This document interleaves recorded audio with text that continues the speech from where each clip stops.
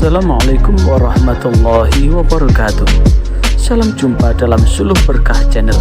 Kali ini adalah kajian kitab Riyadhus Shalihin pada Majelis Taklim Shiratal Mustaqim Perumahan Bumi Permata Hijau, Sidoarjo.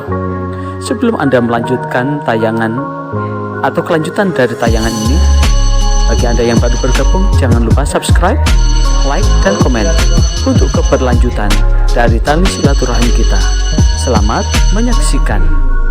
Hormati Sahibul Bait wa Sahibul Majlis, Ibu Ismin Mandar Rahayu, yang saya hormati segenap jamaah Majelis Quran Shiratal Mustaqim. Shiratal Mustaqim itu jalan orang yang istiqomah. Maka mudah-mudahan keistiqomahan kita untuk mengikuti majelis ilmu ini, majelis ta'lim ini senantiasa mendatangkan ridha Allah Subhanahu wa ta'ala. Hari ini kita akan membahas tentang yakin dan tawakal. Yakin itu adalah kemantapan hati atas sesuatu. Dengan kemantapan itu tidak tergoyahkan niat dan tekad di dalam menjalani setiap apa yang diinginkan. Karena yakin yang paling hakiki itu adalah keyakinan bahwa diri kita ini adalah makhluk. Maka sebagai makhluk kita bisa menyandarkan sekuat-kuatnya kepada Sang Khalik, dialah Allah Subhanahu wa ta'ala. Atas dasar keyakinan itu, maka tidak akan mampu menggoyahkan proses hidup dan kehidupan yang kita jalani. Karena bagaimanapun juga kita hidup di dunia ini hanya sementara. Kalau meminjam yang disampaikan oleh Ustadz yang dari Jogja itu siapa? Yang gondrong itu? Bukan? Yang satunya? Yang satunya lagi? Saat diundang pada pembukaan Masjid At-Thohir miliknya Pak Erick Thohir, menyampaikan bahwa sesungguhnya manusia itu bukan makhluk bumi. Manusia itu bukan makhluk bumi, tapi makhluk yang diciptakan pertama kali di surga. Bumi ini hanya sebagai mazra'atul akhirah, sebagai ladang untuk apa? Mengambil bekal sebanyak-banyaknya di akhirat. Karena bukan makhluk bumi, maka satu karakteristik manusia itu berbeda dengan makhluk bumi yang lain. Ayam itu makhluk bumi, kambing itu makhluk bumi, kemudian gajah itu makhluk bumi. Kalau makhluk bumi begitu lahir langsung bisa melakukan apa? Ayam begitu lahir, kalau ada makanan langsung bisa dimakan, bisa berjalan. Tapi kalau manusia tidak. Begitu lahir, ini cucunya umur berapa itu? 4 bulan masih belum bisa jalan. Kalau umur 4 bulan bisa jalan, itu bahaya. Bisa ke mall. Begitu lahir pun belum bisa bicara. Hanya 3 bayi yang bisa bicara. Yang pertama Nabi Isa, yang kedua bayinya Masyitoh, yang ketiga adalah bayi yang dilahirkan oleh perempuan yang memfitnah Juraij. Hanya sekali itu untuk menunjukkan kesaksian atas kebenaran yang ada. Habis itu tidak bicara. Berjalan pun butuh waktu, berbicara pun setahun lebih, paling 1 tahun masih mama mi. Mama mimi.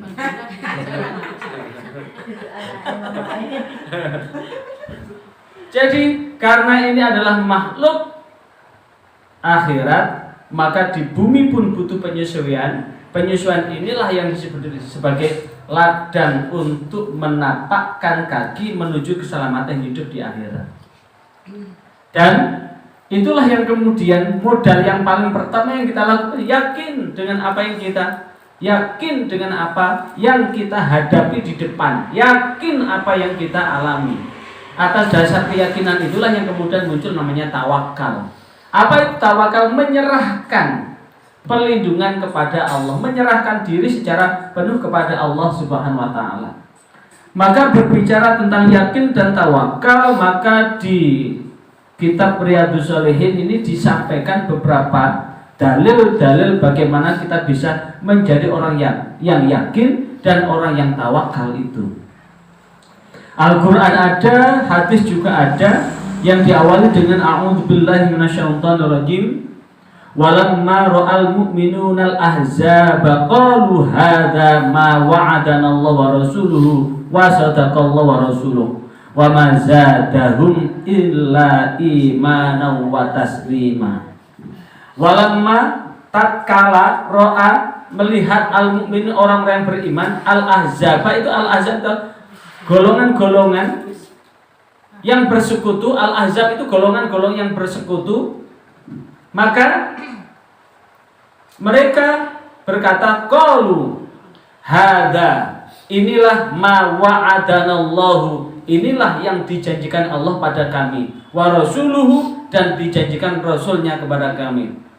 Dan yang ada di dalam diri adalah wa sadaqallahu wa rasuluh, maka Allah akan membenarkan tentang apa yang diucapkan oleh orang yang beriman itu. Rasulullah pun membenarkan apa yang diucapkan oleh orang yang beriman.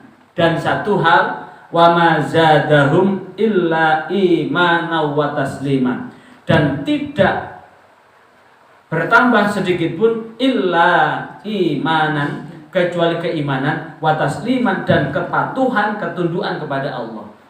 Maka sesungguhnya kalau kita yakin bahwa sesungguhnya tatkala kita dilahirkan, maka sesungguhnya catatan-catatan baik maupun buruk yang ada di dalam kita sudah ada dalam catatan Allah. Kalau kita hubungkan dengan materi sebelumnya, maka sesungguhnya andaikan seluruh manusia di muka bumi ini bersekutu untuk mencarikan kebaikan buat kita, maka jikalau Allah tidak mencatatnya, Allah tidak menghendakinya, maka tidak akan terjadi.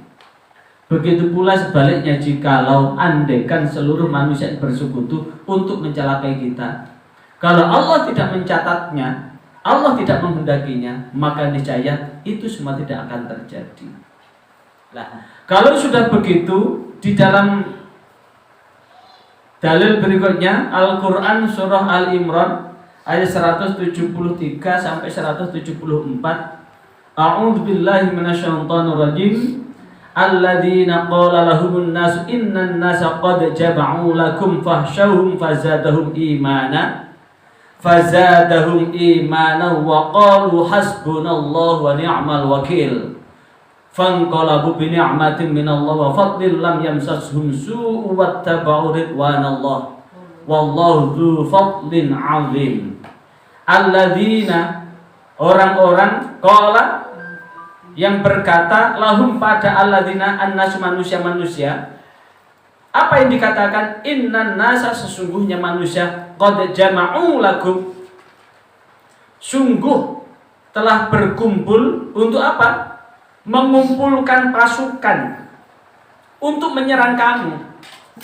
Jadi orang-orang yang mentaati Allah, dan kemudian pada mereka orang-orang itu mengatakan, qad innan nas, sesungguhnya manusia itu adalah qad jama'u lakum, telah mengumpulkan pasukannya lakum untuk menyerang kamu.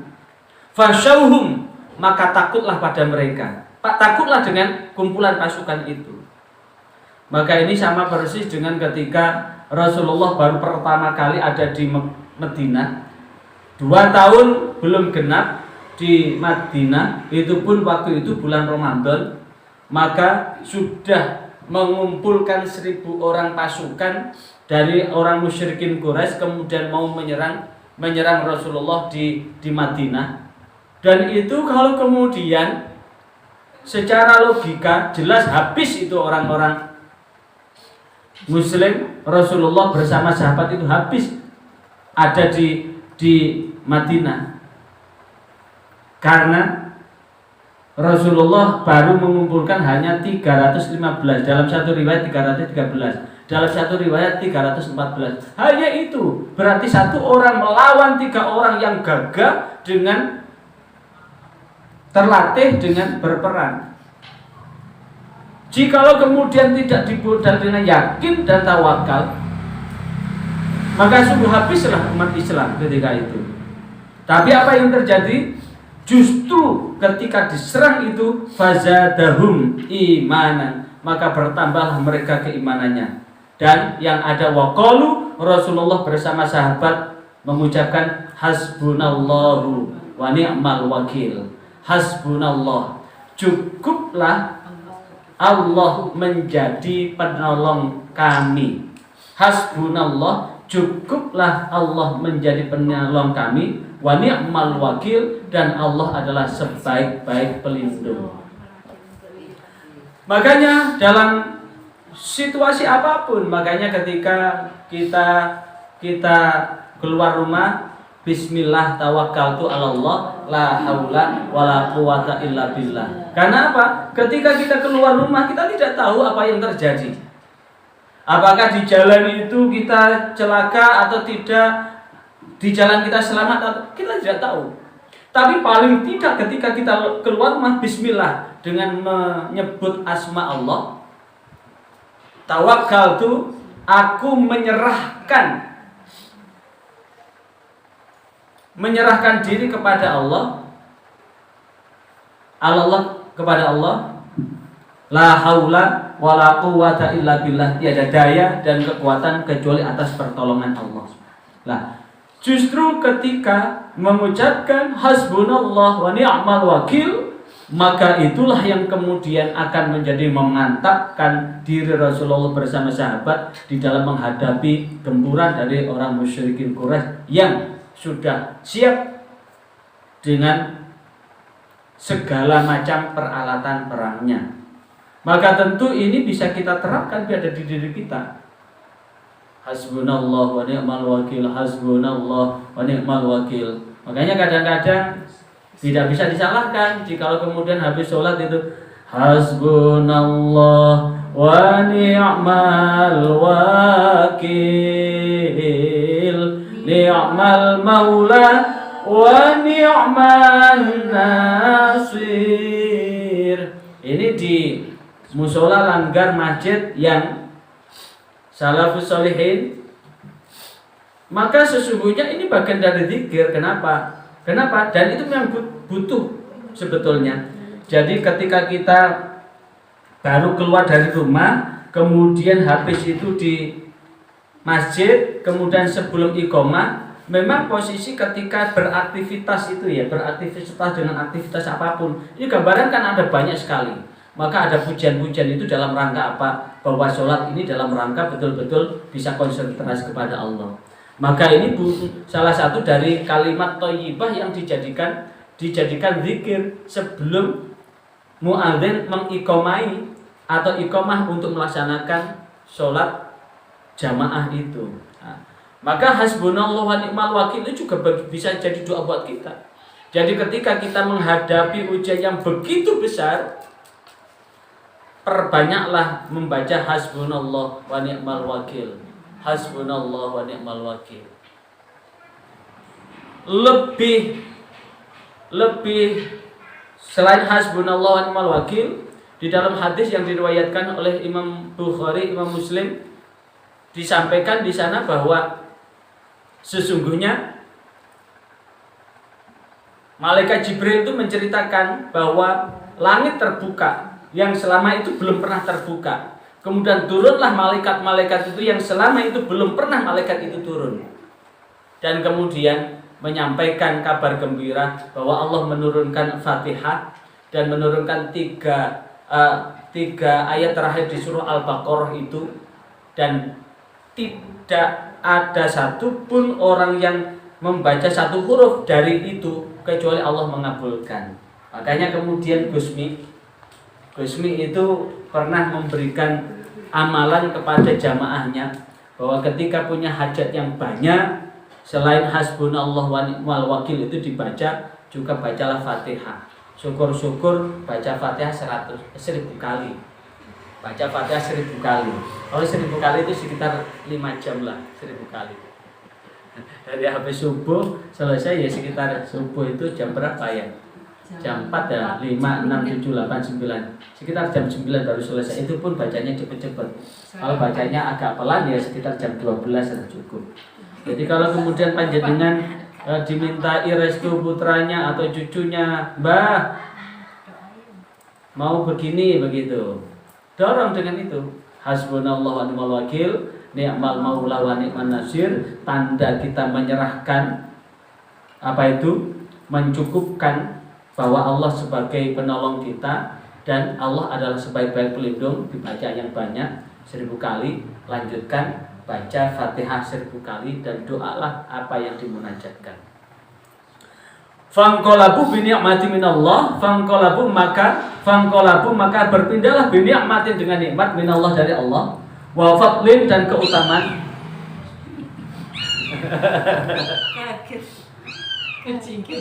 Lam yamsashum, maka tidak akan menyentuh pada mereka, pada Rasulullah dan sahabat itu su'un, keburukan.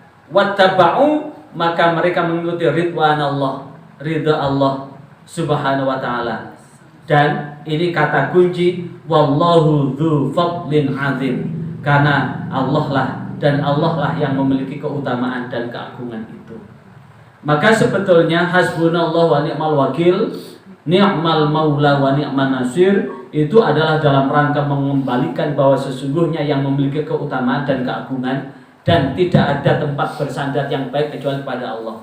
Maka ketika kita menyandarkan, maka yakin itu sebetulnya adalah menyandarkan pada sandaran yang paling kuat.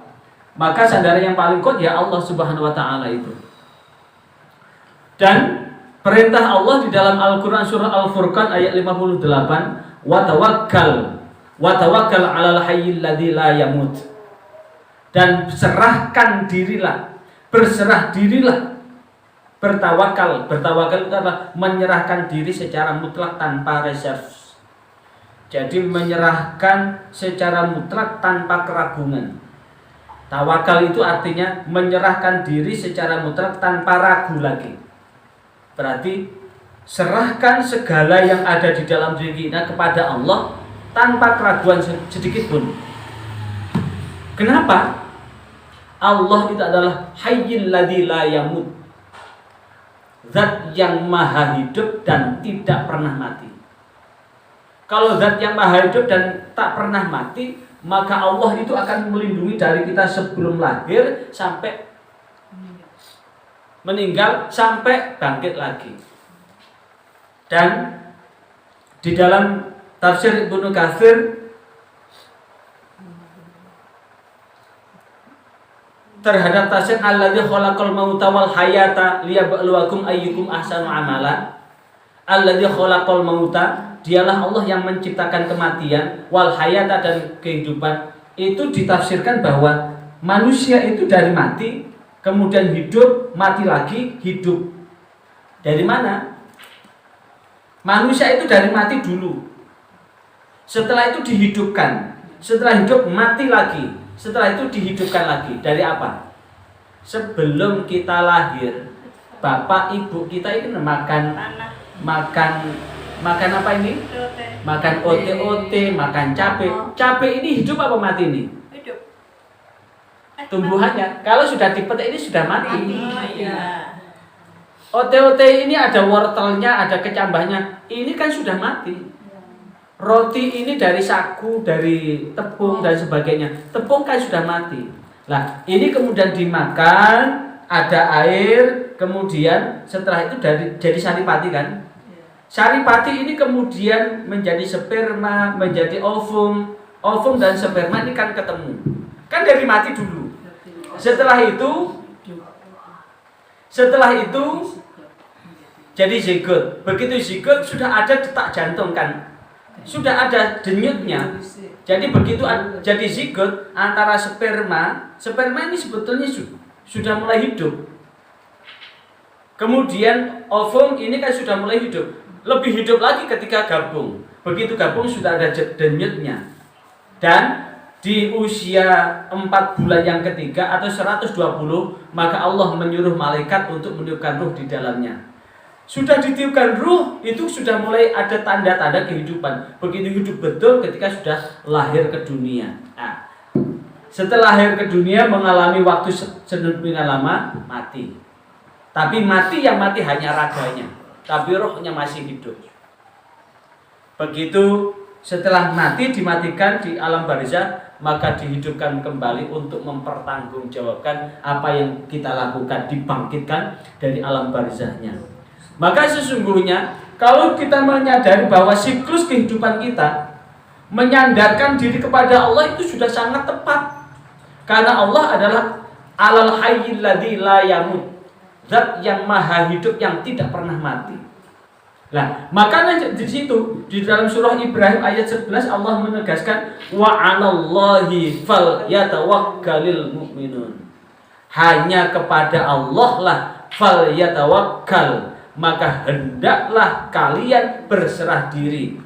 Al-mu'minin, hai orang-orang yang beriman. Hanya kepada Allah.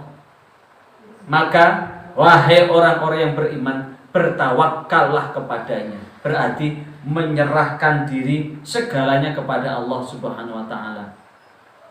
Bahkan men proposes God disposes, manusia hanya mengajukan proposal, mengajukan permohonan. God disposes, Allah lah yang memberikan disposisi. Segala sesuatu yang terjadi di dalam diri kita ini adalah kudrah iradah Allah. Kudrah iradah Allah itu sudah Allah catat sebelum kita lahir ke dunia ini. Karena takdir itu sudah dicatat sejak zaman azali. Di kodok itu sudah dicatat sejak zaman azali. Makanya fa idza azamta fatawakkal 'ala Allah. Ali Imran ayat 159. Fa idza azamta, jikalau engkau sudah membulatkan tekad, kata azamta itu sudah ikhtiar, Bu.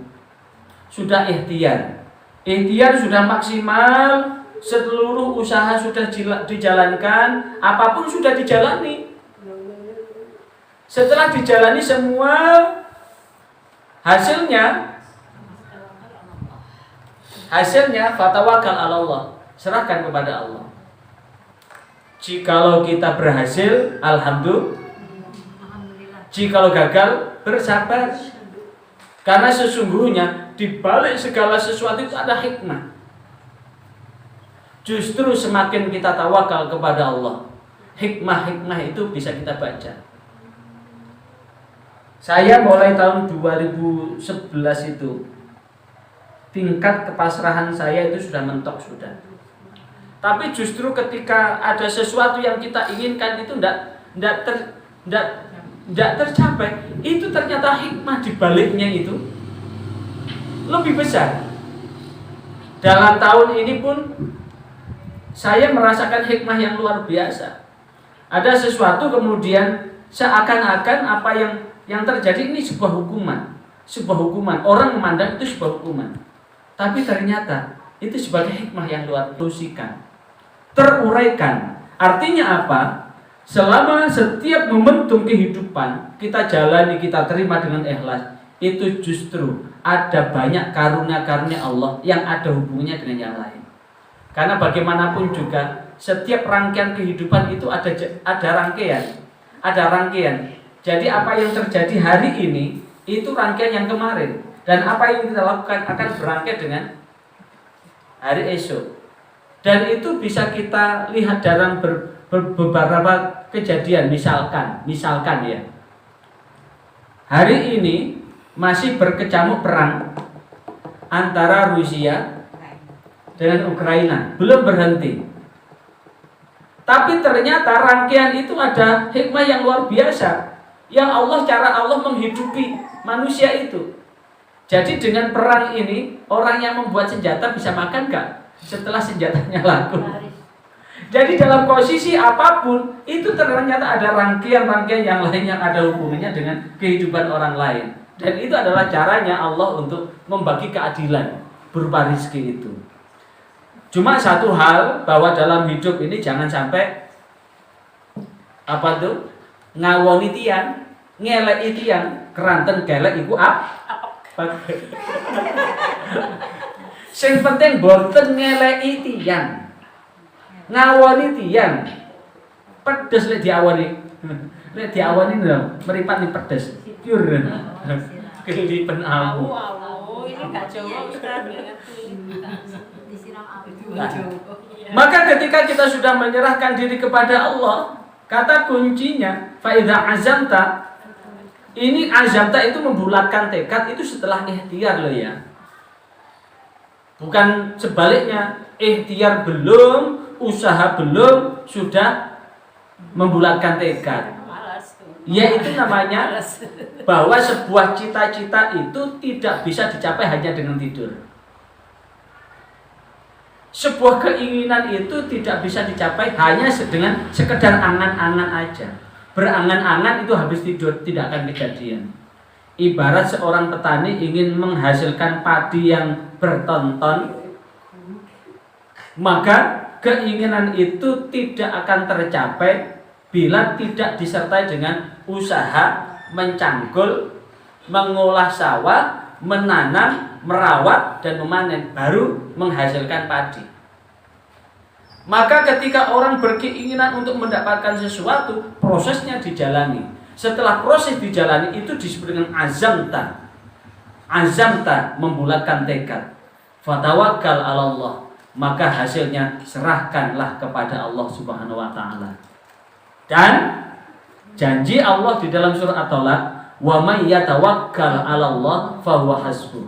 Dan barang siapa yang menyerahkan seluruh urusannya kepada Allah, fahuwa hale utawi Allah iku hasbuh, bakal nyukupi,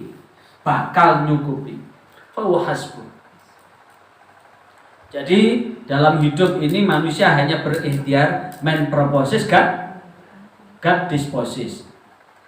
Dan bahkan di dalam ayat 2 surah Al-Anfal, a'udzu billahi minasyaitonir rajim, innamal mu'minuna alladzina idza dzukirallahu wajilat qulubuhum wa idza tuliyat 'alaihim ayatuhu zadatuhum imana wa idza tuliyat 'alaihim ayatuhu zadatuhum imana wa 'ala rabbihim yatawakkalun. Makna ini disertakan kandungan bahwa tatkala orang-orang yang beriman itu ketika disebutkan Allah, wajilat qulubuhum, maka bergetarlah hatinya. Wa idza tuliyat, apabila dibacakan ayatnya, zadathum, maka bertambah mereka imanan. Wa ala rabbihim yatawakkalun, dan semakin memantapkan kita berserah diri kepada Allah Subhanahu wa taala. Maka memantapkan berserah diri itu penting dalam rangka apa? Melengkapi ikhtiar kita. Karena manusia hanya sekedar berikhtiar dan berusaha, hasilnya kemudian terserah Allah. Dan di dalam hadis yang cukup panjang ini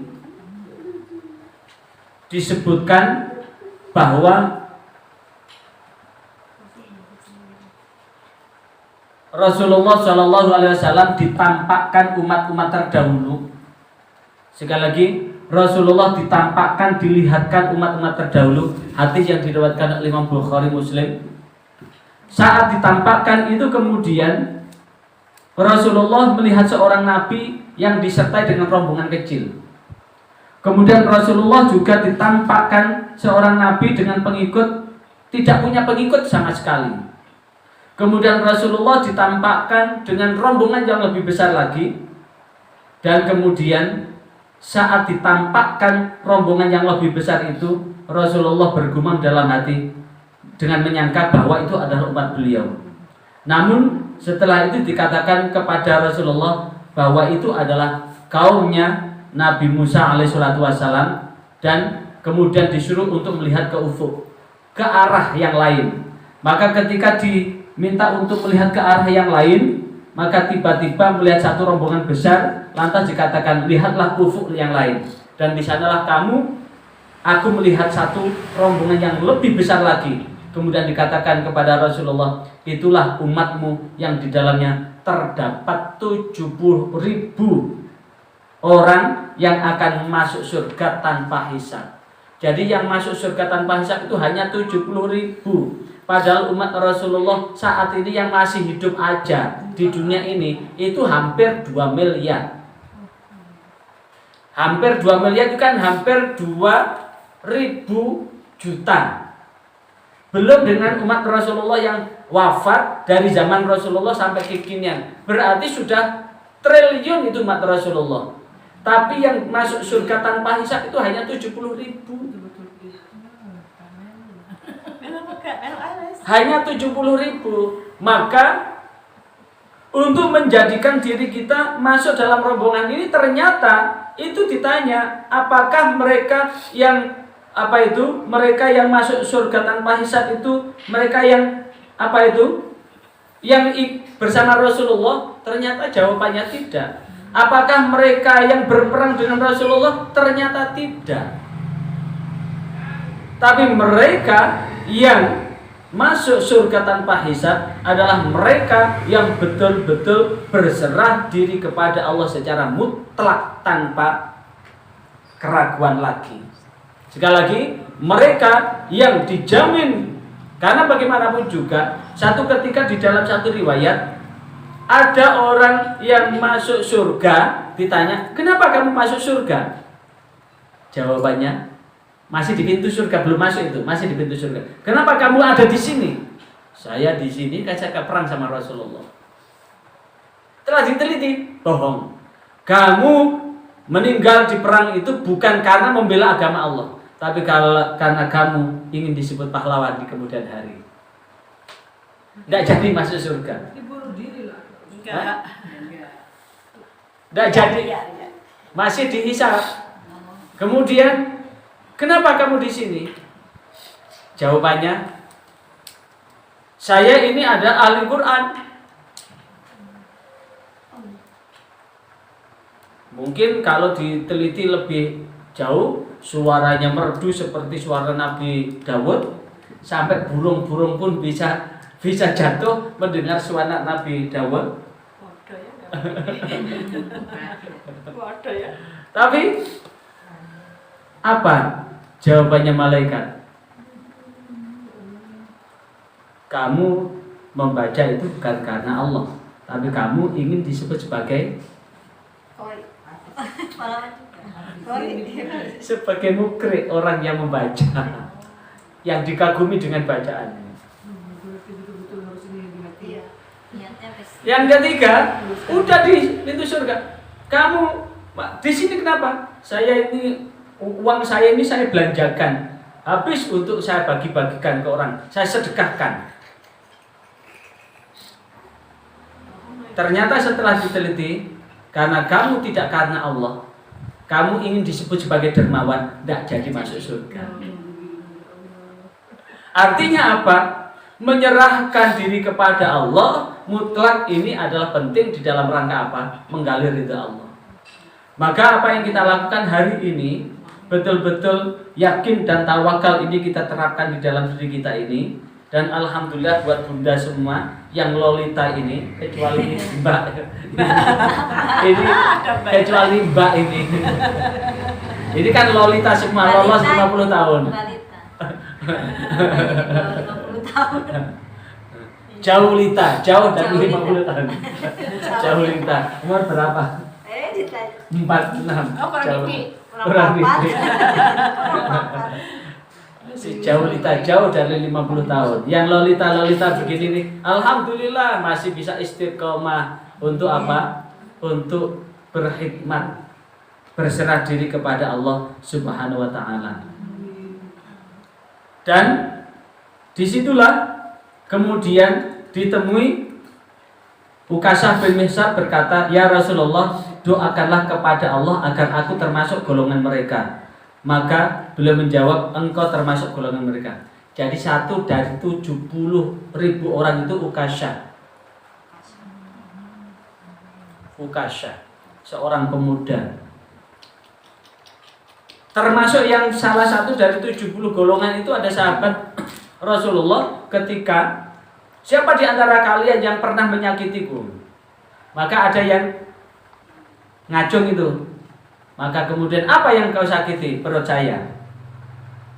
Terus silahkan kamu pukul. Aku tidak mau karena ketika tongkat panjenengan kena perut saya tidak pakai baju. Ada dibukakan Rasulullah bajunya begini. Akhirnya apa? Langsung mencium perutnya Rasulullah. Ini juga termasuk di antara 70.000 orang yang masuk surga tanpa hisab itu.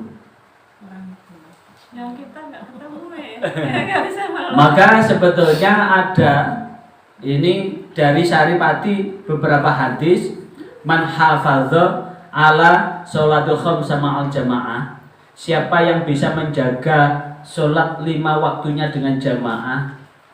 Yang pertama adalah la yusibu faqran fid dunya, Allah tidak akan menyentuhkan kesempitan hidup. Allah akan melapangkan seluruh urusannya. Dan itu saya sudah membuktikan. Saya sudah membuktikan itu. Dan saya sudah mencari fakta itu. Ketika saya keliling, saya berkesempatan untuk dialog dengan orang-orang. Ternyata betul. Orang yang bisa jaga sholat 5 waktunya dengan jamaah itu betul-betul la yusibu faqran fid dunya. Ketika saya ada di luar kota, luar provinsi, mencari orang-orang begitu, kemudian kita berbincang-bincang.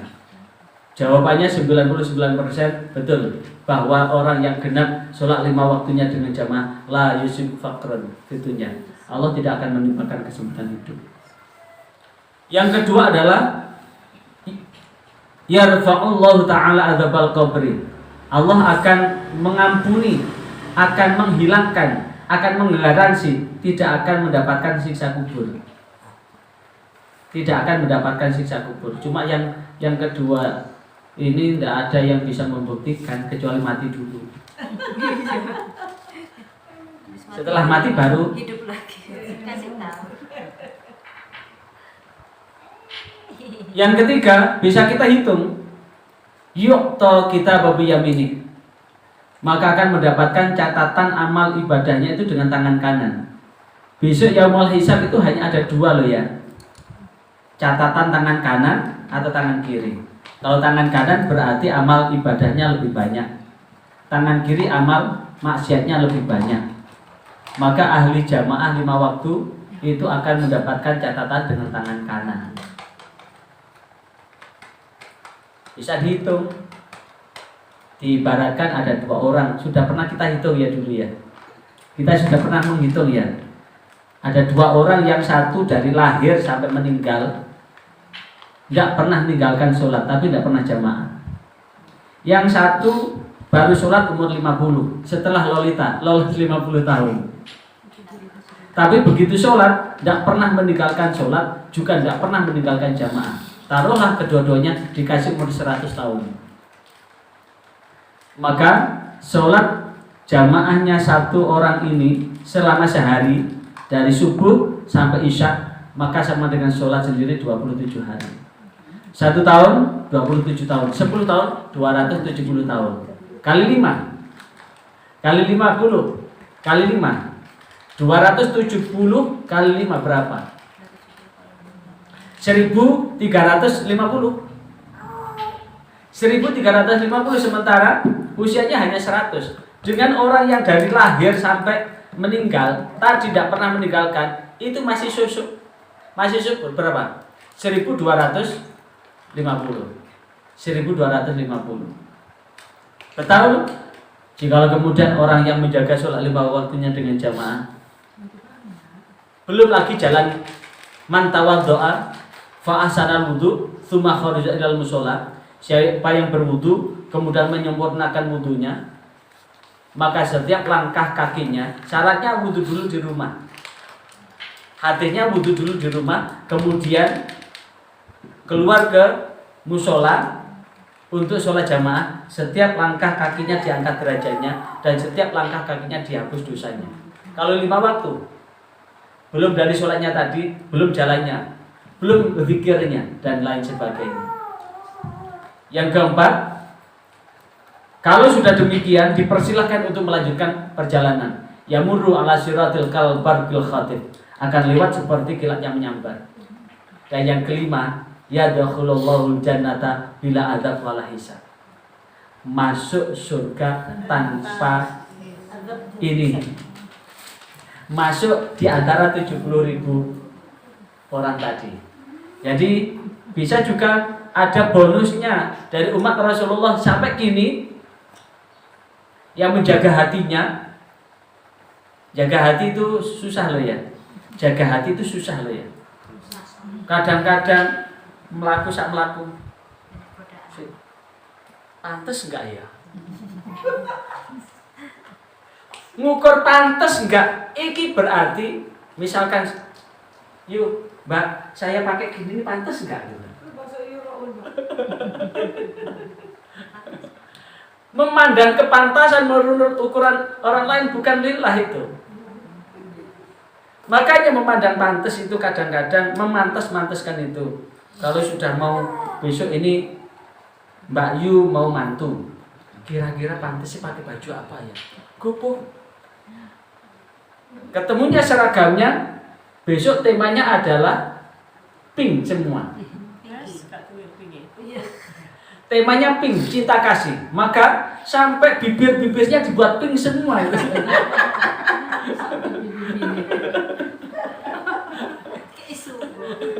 Tasnya juga pink, sandalnya pink, jilbabnya pink.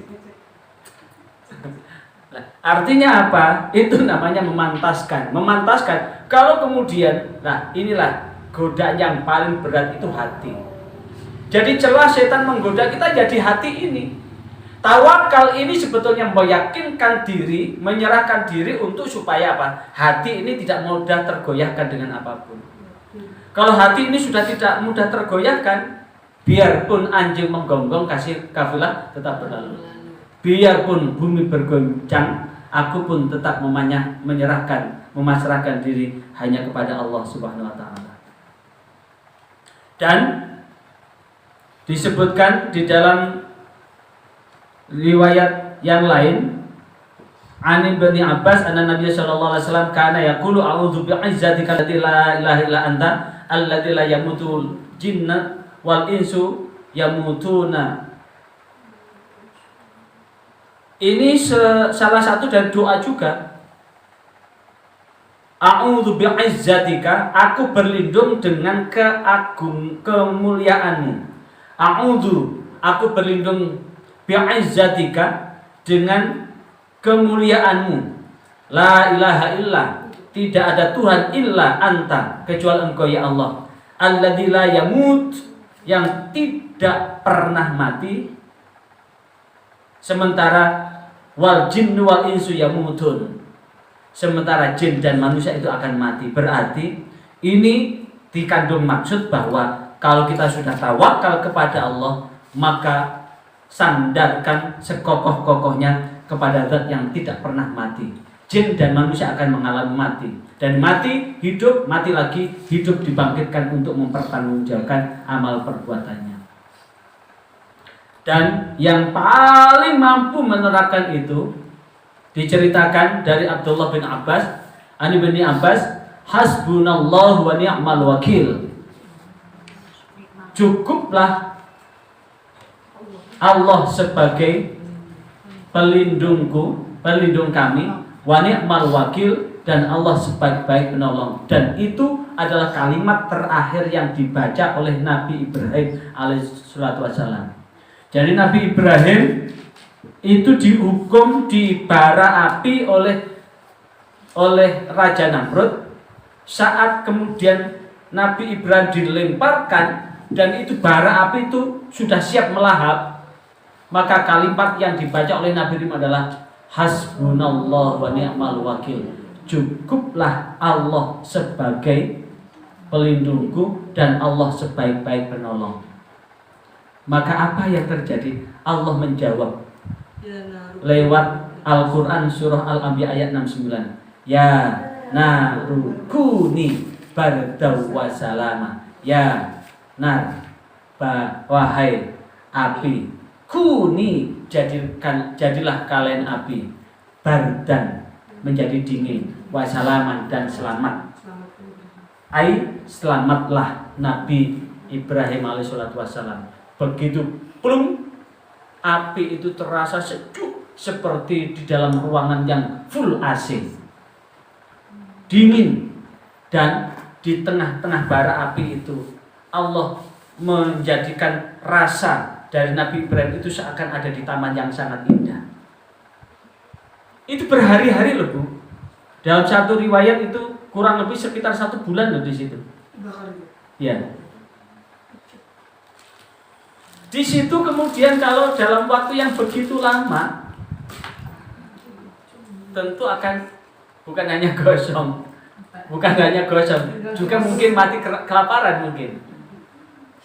Itu riwayatnya hampir sama seperti Nabi Yusuf yang dilemparkan ke dalam sumur itu. Maka Allah mencukupkan makanan, minuman. Malaikat yang membagikan rezeki siapa? Malaikat Mikail. Disiapkan oleh malaikat Mikail, mider-mider malaikat Mikail itu ngantari makanan dari surga sehingga tidak berkurang sedikit pun, sehingga begitu api sudah habis, Nabi Ibrahim bertambah berseri-seri. Mestinya kan gosong, tapi kulitnya tambah mulus, tambah kinclong gitu, tambah glowing gitu kulitnya Nabi Ibrahim. Tambah glowing. Dan itu juga diucapkan oleh Rasulullah Muhammad SAW ketika orang musyrikin Quraisy itu mengatakan bahwa innan nas qad jama'u lakum fasawfa zadum imana. Ketika diinformasikan bahwa orang musyrikin Quraisy itu telah mengumpulkan bala sekutunya, bala pasukannya untuk menyerang Rasulullah, dan mereka menakut-nakuti Rasulullah dengan kalimat fahsyauhum. Hei, takut toh, wedya sira nang wong-wong musyrikin Quraisy itu. Tapi apa yang terjadi ketika membaca hasbunallah wa ni'mal wakil, cukuplah Allah sebagai penolongku dan Allah sebaik-baik pelindung, maka fazadahum, bertambahlah pada mereka imannya. Wa qalu hasbunallahu wa ni'mal wakil.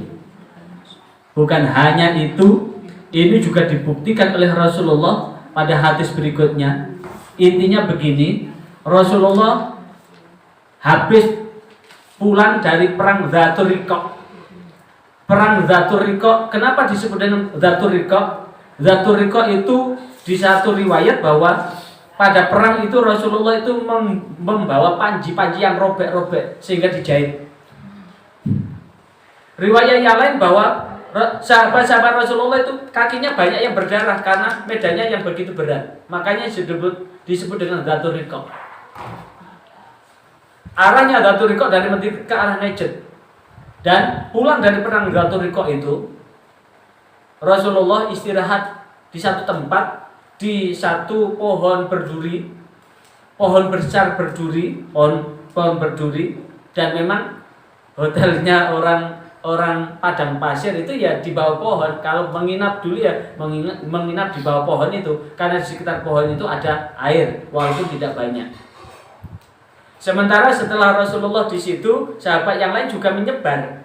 Lah, Rasulullah kemudian meletakkan pedangnya itu di pohon berduri itu. Setelah itu Rasulullah tidur. Maka kemudian datanglah A'rabi. Siapakah A'rabi itu? Orang Badui.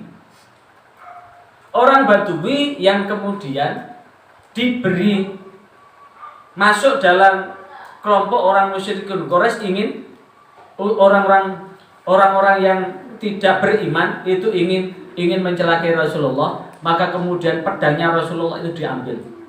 Saat pedang Rasulullah diambil, maka kemudian dia seraya menghunuskan pedangnya itu kepada Rasulullah. Sekarang kalau dibahasakan hadis ini, bahasa pojok kampungi, saiki pedang wis nang nggone tanganku. Sopo sing jaga? Sopo sing jaga? Nulungi, lindungi kena. Sopo sing lindungi? Siapa yang bisa mencegahku? Siapa yang bisa mencegahku untuk untuk membunuhmu. Tapi kalimatnya di sini sopan sekali. Sopan sekali. Maka jawaban Rasulullah mengucapkan Allah 3 kali. Allah 3 kali, maka bergetarlah sehingga pedang itu jatuh. Setelah pedang jatuh, diambil oleh Rasulullah. Sekarang pedang ada di tanganku. Siapa yang bisa mencegahku untuk membunuhmu? Jawabannya, yang bisa mencegah adalah orang baik yang membawa pedang itu. Orang baik yang membawa pedang itu. Kemudian ditanya, maukah engkau bersyahadat asyhadu alla ilaha illallah, tiada Tuhan yang berhak disembah kecuali Allah, dan aku adalah utusan Allah? Lah, aku tidak mau.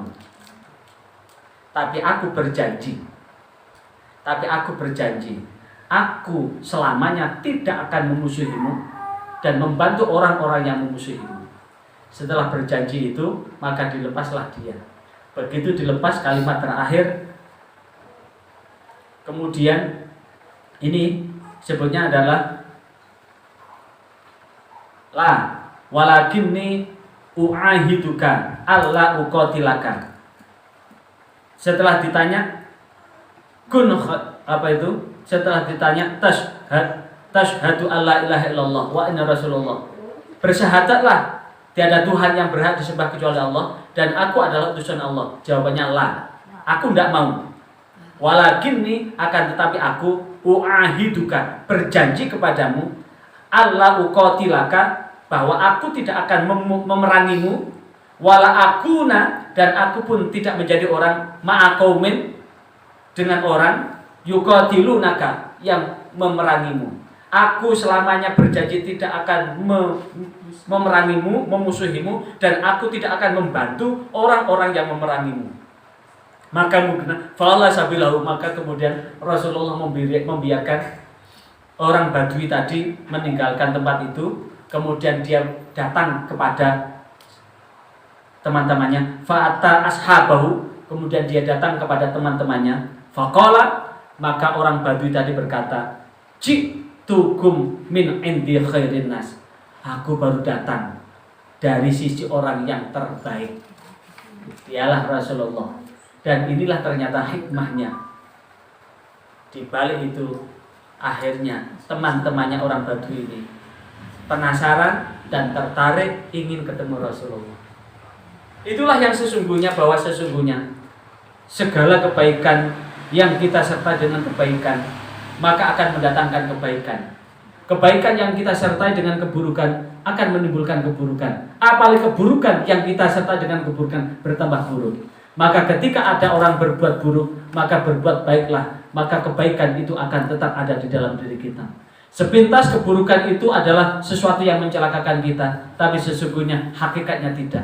Ketika ada orang mempropaganda, memprovokasi kita, menggunjingkan kita, tetaplah pada dirinya adalah hasbunallah wa ni'mal wakil. Maka alhamdulillah mereka mengambil dosa kita. Karena apa? Dosa kita akan diambil oleh orang itu. Sehingga dengan demikian yang terjadi di dalam diri adalah tetap tegar dan kokoh di dalam menghadapi apapun yang kita jumpai di dalam kehidupan ini. Ini sebagai pengantar, barangkali ada yang ingin didiskusikan, monggo. Terkait dengan yang tadi ya, dan barisan berjamaah. Kan yang di masjid kan biasanya bapak-bapak, Pak.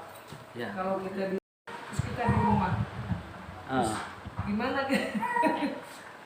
Apa kita ini bisa termasuk dalam golongan itu karena tidak jemaah, karena di rumah sendiri ya? Atau kita harus mengikut ke sana? Ya. Satu, yang kedua, kembali lagi ada hilafiah ya, masalah kunut. Ya. Biasanya kita sholat berkunut, kemudian kita ke masjid itu tidak berkunut. Bagaimana kita ini? Tetap berjamaah di situ atau bagaimana? Oke, sip, bagus. Mengajak, saat saya masih jadi bapaknya penyuluh se-Jawa Timur, saya selalu mengajak bahwa makmurkan masjid, laki-laki maupun perempuan. Bahkan kemudian ada yang menjawab bahwa perempuan itu lebih utama sholat di rumah. Perempuan itu lebih utama sholat di rumah. Hukum antara wajib, sunnah, mubah, makruh, haram itu berdasarkan ilat. Ilat itu adalah sebab-sebab yang menyertai hukum itu. Kenapa perempuan itu lebih utama sholat di rumah ketika perempuan itu hanya sendiri di rumah? Sehingga ketika keluar rumah itu menimbulkan bahaya. Menimbulkan bahaya buat dirinya. Kenapa?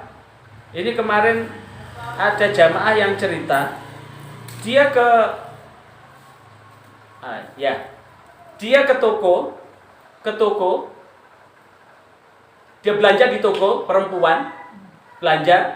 Biasa orang Indonesia itu kan kalau nawar itu kan kebiasaan di tanah air itu kan wandel banget gitu kalau sudah nawar gitu. Lah, akhirnya penjaga toko itu dipepet, setelah dipepet itu kemudian mohon maaf dikeluarkan, digosok-gosokkan di area sensitif. Dan dia tidak teriak.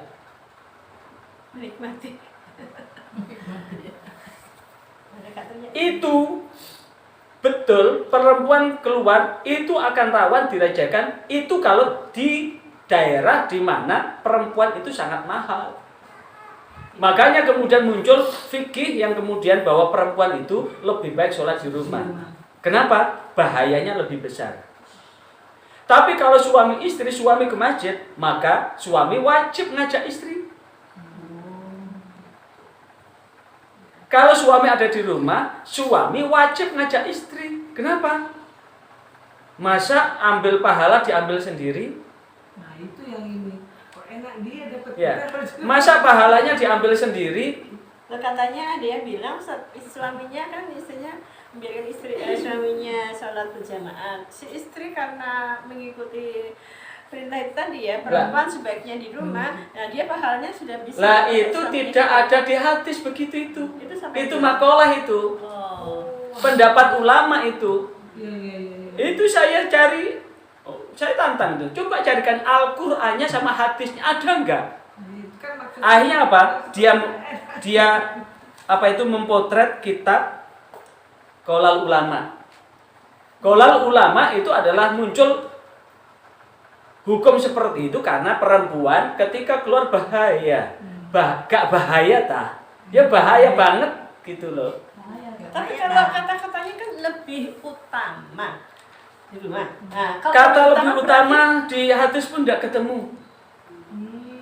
Kata lebih utama di rumah itu pun tidak ketemu. Itu qaulul ulama, bukan qaulul Rasulullah. Terus hadisnya sahih gimana?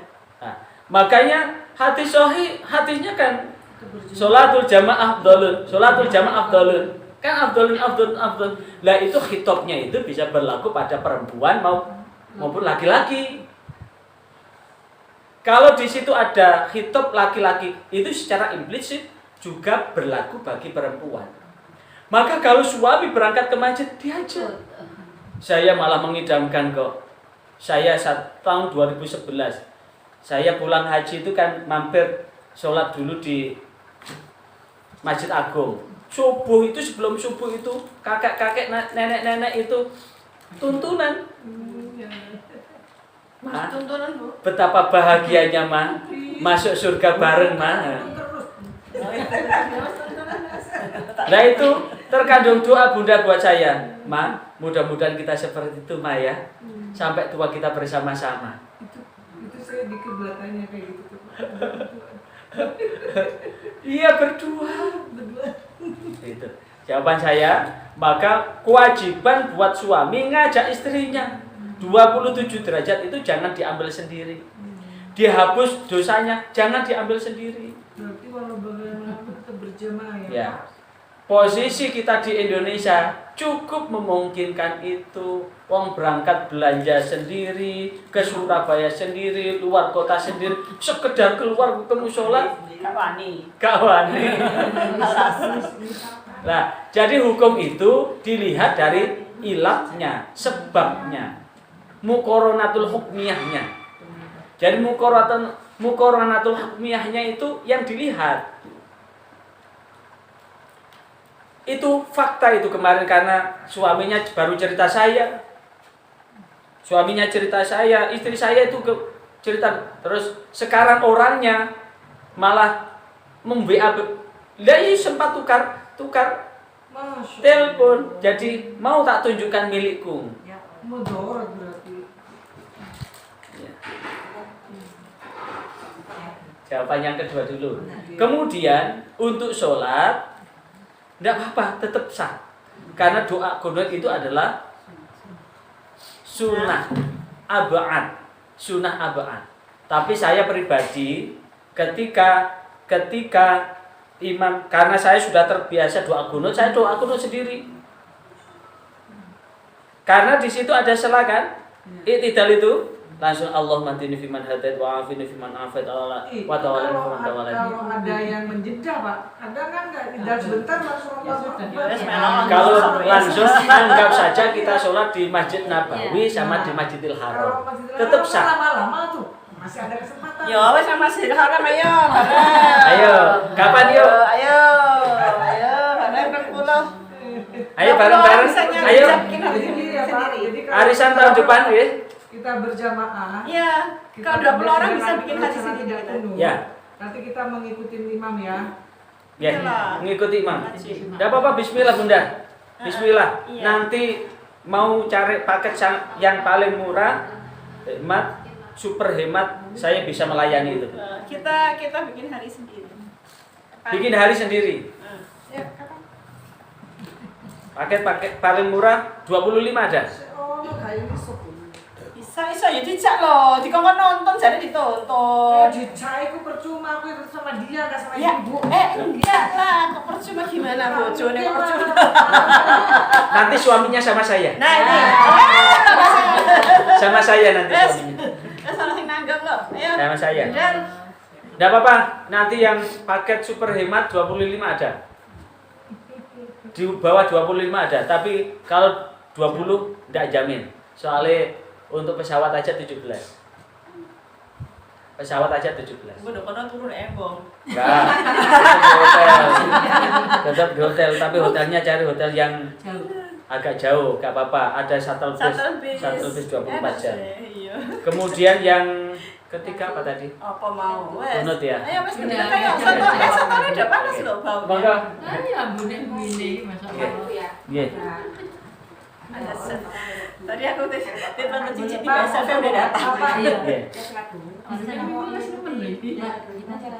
Dan dimatiin. Oh gitu. Ya. Ada dua pendapat. Ini ada pertanyaan. Bagaimana kalau kemudian kita ini belum sholat zuhur, tapi ada orang sholat sunnah, apakah boleh? Ada dua pendapat. Pendapat yang pertama, bahwa bermakmum pada orang yang berniat tidak sesuai itu tidak sah. Jadi kalau ingin bermakmum sholat zuhur ya sholat zuhur itu.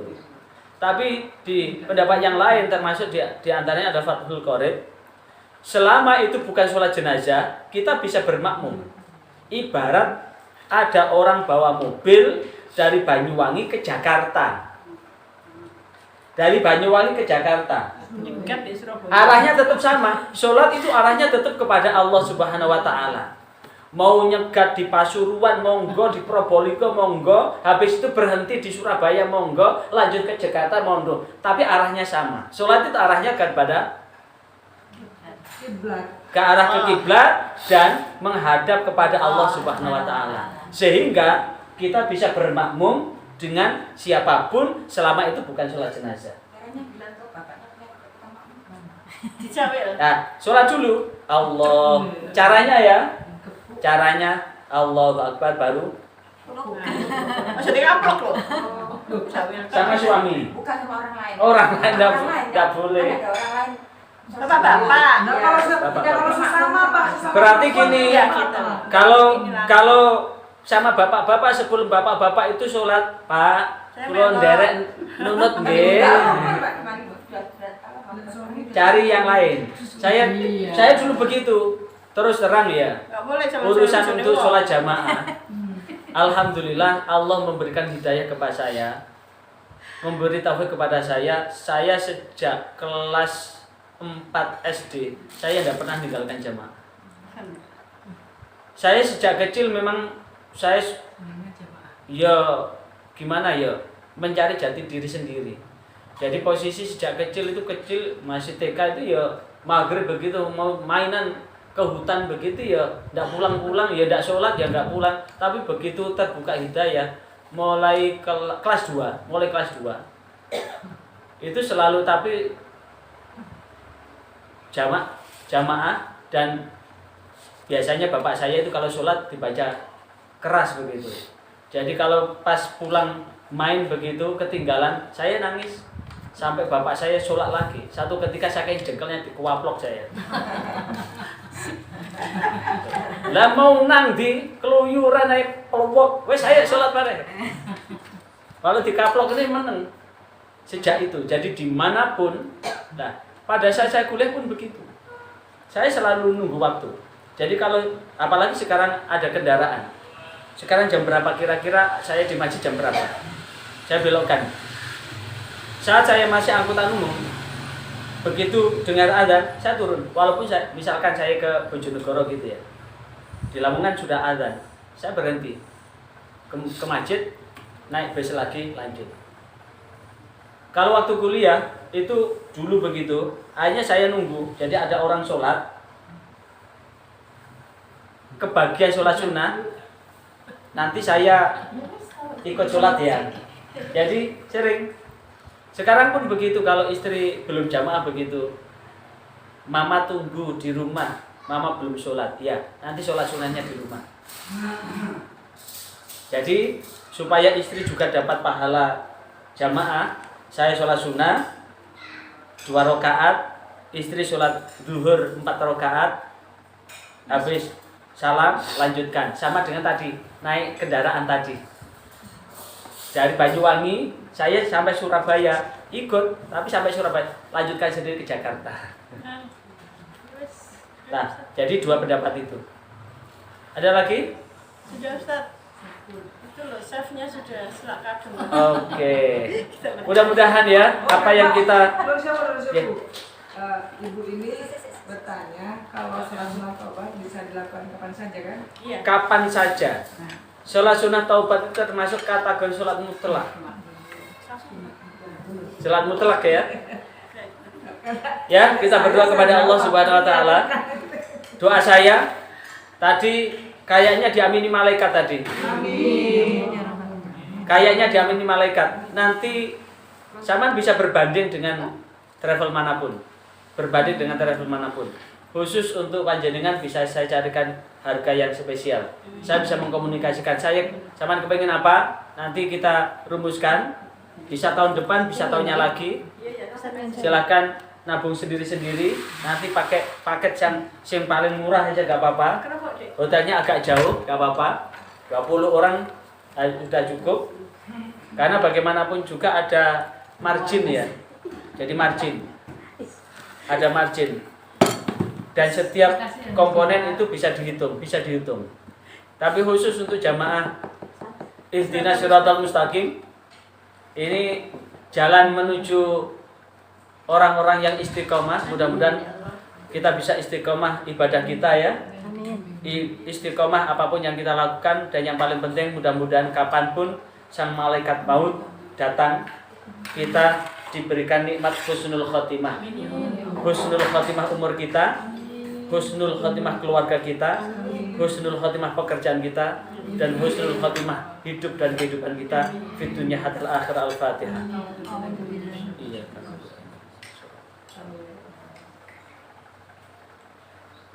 A'udzu billahi minasyaitonir rajim. Bismillahirrahmanirrahim. Allahumma shalli ala sayyidina Muhammad bi rahmatika ya arhamar rahimin. Ya Allah, di siang hari ini saat mendekati zuhur ini, matahari ada di atas kepala. Maka panasnya matahari ini jangan menjadikan panas yang Engkau sediakan buat orang-orang yang Engkau laknat. Karena itulah ya Allah, jadikanlah majelis ini mendatangkan ridho-Mu. Dengan keridhaan-Mu ya Allah, berkahilah setiap asa dan upaya kami. Berkahilah rezeki yang Engkau berikan kepada kami, rezeki yang luwih terturah, sehingga kami bisa menggunakan rezeki itu ke Mekah untuk melaksanakan haji maupun umrah. Dan mudah-mudahan Engkau anugerahkan bahagia, sakinah, mawaddah, warahmah, selamat dunia hingga akhirat. Rabbana atina fid dunya hasanah wa fil akhirati hasanah wa qina adzabannar. Subhana rabbika rabbil izzati amma yasifun wa salamun alal mursalin walhamdulillahi rabbil alamin. Al-Fatihah.